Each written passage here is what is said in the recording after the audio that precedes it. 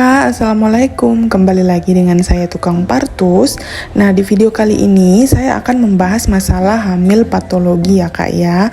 Dimana soal-soal ini juga sering muncul pada saat ujian P3K atau CPNS. Ayo kita simak soalnya ya.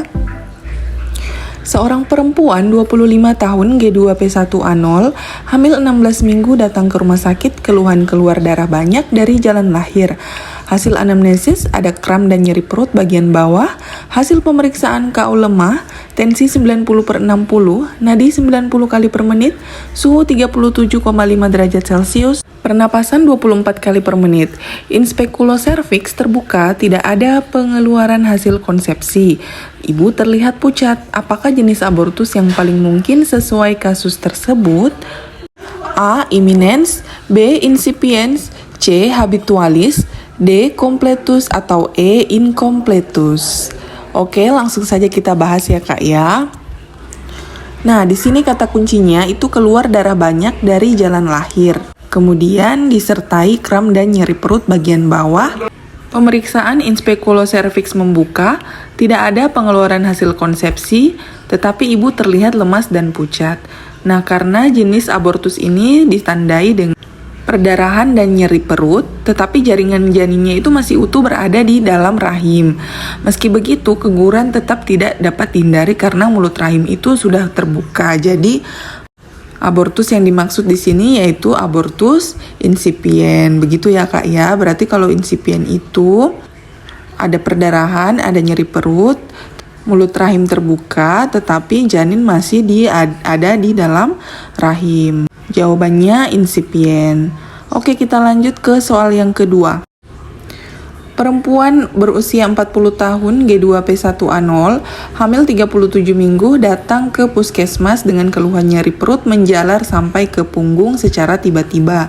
Hasil pemeriksaan tensi 150/110, nadi 90 kali per menit, suhu 36 derajat Celcius, pernafasan 22 kali per menit, dinding perut teraba keras, denyut jantung janin 115 kali per menit, tidak teratur.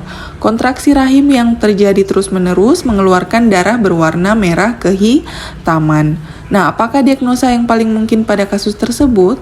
A. Placenta previa, B. Molahidatidosa, C. Solusio placenta, D. Abortus iminen, atau E. Kehamilan ektopik. Baik, langsung saja kita lihat jawabannya Kak ya. Nah, kata kuncinya usianya 40 tahun, G2P1A0 37 minggu. Nyeri perutnya menjalar sampai ke punggung tiba-tiba. Kontraksi uterusnya itu terus-menerus mengeluarkan darah berwarna merah kehitaman. Dinding perutnya itu keras seperti papan. Tanda gejala tersebut mengarah pada kasus solusio placenta ya Kak, di mana gejala-gejalanya sama. Biasa pula hal ini ditandai dengan perdarahan ringan memang yang sebelumnya, tetapi sesekali terjadi, dan cairan ketuban yang sangat sedikit. Jadi jawabannya adalah solusio placenta ya. Oke, kita lanjut. Seorang perempuan 36 tahun G4P3A0 28 minggu datang ke tempat praktek mandiri bidan, keluhan mengeluarkan darah segar. Hasil anamnesis tanpa ada nyeri, tensi 120/80, nadi 80 kali per menit, suhu badan 36 derajat Celcius, pernafasan 20 kali per menit, konjungtiva merah muda, TFU 26 cm. Bagian terendah belum masuk PAP, DJJ 136 kali per menit. Apakah diagnosa yang paling mungkin sesuai pada kasus tersebut? A. Placenta previa, B. Solusio placenta, C. Molahidatidosa, D. Abrupsio placenta, atau E. Persalinan prematur. Baiklah, kita langsung lihat ke pembahasannya ya Kak ya. Nah, di sini jelas-jelas kata kuncinya pengeluaran darah segar dan tidak ada nyeri. Bisa jadi ibu ini mengalami placenta previa, di mana tanda gejalanya itu terjadi perdarahan yang segar. Kadang perdarahannya terus-menerus sampai berhari-hari, tetapi kadang disertai nyeri, tapi nyerinya itu hanya sebentar berada di bagian bawah. Kadang juga tidak ada kontraksi, seperti itu. Oke, untuk soal selanjutnya, seorang perempuan 23 tahun G1P0A0 hamil 16 minggu datang ke tempat praktek mandiri bidan, keluhannya keluar darah dari jalan lahir. terakhir. Hasil anamnesa nyeri perut bagian bawah, hasil pemeriksaan tensi 120/80, nadi 80, suhu 36 derajat Celcius, pernafasan 20 kali per menit, serviks terbuka, perdarahan merah segar, belum ada pengeluaran janin. Apakah tindakan yang tepat pada kasus tersebut? A. Menganjurkan ibu istirahat total.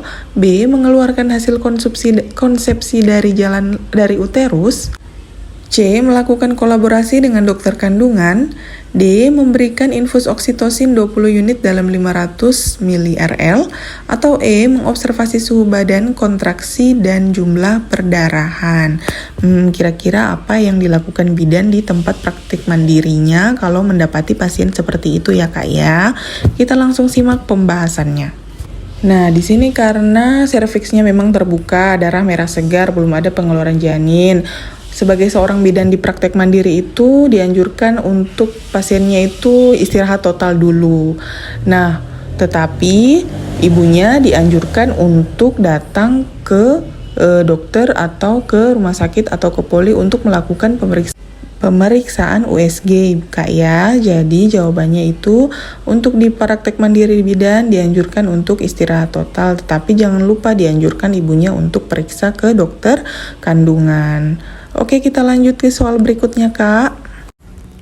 Seorang perempuan 35 tahun G2P1A0 32 minggu datang ke rumah sakit dengan keluhan pusing, hasil anamnesa pandangan kabur, hasil pemeriksaan KU lemah, tensi 170/100, nadi 82 kali per menit, suhu 36,8, pernafasan 22 kali per menit, ada odem, tidak ada refleks patella, TFU 28 cm, BJF 144 kali per menit, teratur, dan protein urinnya positif 2. Apakah komplikasi yang mungkin terjadi pada kasus di atas? A. IUFD, B. IUGR, C. BBLR, D. Fetal distress, atau E. Cacat bawaan. Oke, langsung kita lihat bahasannya ya Kak ya. Oh, ternyata di sini jawabannya itu IUGR. Kenapa? Karena data subjektif dan data objektifnya itu mengarah pada keadaan preeklamsi berat, di mana kondisi tersebut membuat suplai nutrisi tidak sampai ke janin yang memungkinkan akan terjadi IUGR. IUGR itu apa? Kondisi pertumbuhan janin dalam kandungan yang terhambat, ditandai dengan pemeriksaan TFU-nya itu 27 cm, di mana harusnya usia kehamilannya itu yang 8 bulan atau 32 minggu, TFU-nya itu mencapai 29,5 sampai 30 cm. Nah, kurang lebih seperti itu ya Kak ya pembahasannya. Sekiranya semoga bisa dipahami dan bisa dimengerti. Oke, saya kira cukup sekian pembahasan video kali ini. Semoga bisa bermanfaat ya Kak ya. Terima kasih, sampai ketemu lagi. Jangan lupa like, komen, dan subscribe biar aku lebih semangat lagi bikin soal-soal buat kakak ya. Terima kasih.